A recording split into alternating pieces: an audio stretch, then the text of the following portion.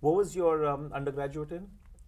I studied economics and English. Okay, so that's why you were writing actually. Um, did the book actually start as a class project, or outside of the class project that you decided? No, to no, decide? it started in a class. I was in a fiction writing class towards the end of my time in college, and I'd had this idea for a while, and then I sort of started writing it, and it still surprises me to this day that I was able to finish it, and that I'm still in touch with the teacher who really encouraged me at first. And it was really nice to sort of come full circle with that when I did a reading in California, and this teacher of mine, Elizabeth Talent, came to the reading. And at what stage did you go looking for an agent? How did you go looking for an agent? That's something that is always of interest to first-time writers.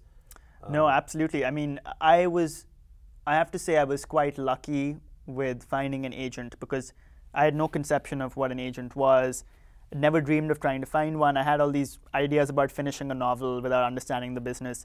And I took a writing workshop right after I graduated. I had a scholarship and I went for 2 weeks. And there, one of my teachers really liked the first 50-odd pages of the novel and passed it on to an agent.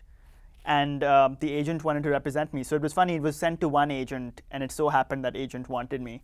Had I been rejected by that one agent, I might have never looked for an agent again. So it really does strike me as one of those turning points I had. And from that point, the book was not even complete at that point. Right. How long did the actual completion process to finding the publisher, how long did that take? It took me from that point onwards about still a year and a half to finish the book. It's a short book, but it's short because I wrote a lot and culled a lot. It was actually, I probably wrote 500 pages. And I realized that, in order for it to actually be funny, it would lose some of its sharpness if it wasn't sort of polished like a knife. And it took me that long to write the book then. And you had a good editor working with you who sort of seemed to understand this Indian language, the way these kids talk to each other, and the humor, which is quite specifically Delhi, actually. It's not even like the Bombay humor sometimes. Did you have to work with the editor? I was very impressed with my editor and with the people I worked with, where I think the reason they probably bought the book was that they understood I was trying to do this somewhat different project, which is to bring very specific details about a place and present them to another culture without embellishing them or changing them. And as you know, there's very little exposition. Like, I still get asked what the word "yar" means, and I think it's good. I think it's nice that people are asking, but they didn't request any changes in the way the characters spoke or in the chapter titles. There was editing done on a textual level, moving paragraphs and so on. But I think really their attitude is reflected in the cover of the book, which, unlike it's an amazing cover. It's a beautiful design. It's a great cover, and it's a very strange cover, most importantly. And I think what's interesting is that they forewent the usual treatment that is given to Indian books, which makes sense, again, from a marketing perspective, putting a sari or putting a man on a camel or something. And they wanted it to be presented as a book that could be read by anyone and picked up, which I liked. I found the after the book ends, the last 15 pages of the book actually very interesting. First of all, you have this long essay about yourself. I'm presuming it's all true. Then there's a fairly long essay about the book, which is then followed by 2 pages of abandoned titles of the book, and then family planning was one of the titles mentioned there. And then you have a long list of books that you presumably have all, because you said that by the middle of 2009 you would have read them all, right? Or that was complete nonsense. No, I've read about 10% of them. So, but was that your doing, or your publisher suggested all of that? This is part of a specific format that HarperCollins does, which is for the younger authors, they think it's a good idea to sort of introduce readers to the author. I have very, very mixed feelings about it, quite honestly. I think it's had positive effects. I think, when I get emails from random people who've read the book. Your email address was given in the book also, yeah. That was my decision. Okay. I wanted it in, and I think it's a nice way to bring down the sort of wall that exists between the writer and reader. But I am conflicted because, in a sense, I sometimes feel like I'm giving away too much about myself.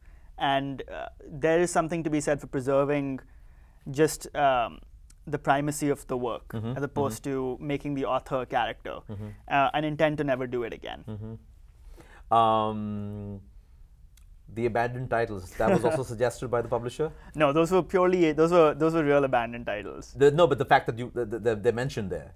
No, I think they would have liked me to put in more autobiographical things, and that was sort of a way to get out of it. You have good 1,000+ words, or more than 1,000 words. It's practically a whole novel. What's this whole experience like now that the book is out and you've been promoting it, reading at bookstores? Have you traveled a lot within the US on a book tour kind of a thing, or you've been on radio? I know. I did readings on the West Coast and the East Coast, basically. Right. And I was very mortified by the idea of reading from this book, not because I don't still love it, but because there's a certain distance one acquires from something one has written, and this was finished about 1.5 years ago. And coming back to the words at first was very difficult, having to enunciate each word, having to sort of relive who I was 1.5 years ago. But I think just the turnout has been very good at readings. A lot of my friends came. I think luckily it's a funny book, so it is actually entertaining at times to listen to it, even though I know that readings are the most horrendously boring experience. I saw you reading it. It was fun. Actually, you were somewhat laughing at your own writing, which was good. Yeah, I'm glad it came across like that. But I really enjoyed it. But again, I think I really look forward to sort of waking up in the morning and making myself a cup of tea and writing alone and not seeing other human beings. On the note about waking up in the morning and writing, you actually have a full-time day job. You're working for the Economic Development Corporation, which is like is that what it's called? It's New York City's. It's a quasi-governmental, government-owned, run organization. So you have a day job. What is the writing process now? Are you already working on another novel or short stories now, perhaps? Or? No, I don't. I mean, I don't intend to ever write short stories. I can't do it. I really admire people who can. I am working on another novel, and I think this is part of the brief New Year resolution package that one has to take on for the first 2 months of the year. How many resolutions did you make, by the way? A dozen resolutions, but I think the main one involves waking up at 5:30 in the morning and writing before I go to work. I've been doing it for the past few days, which is why I probably seem very haggard and sleepy right now.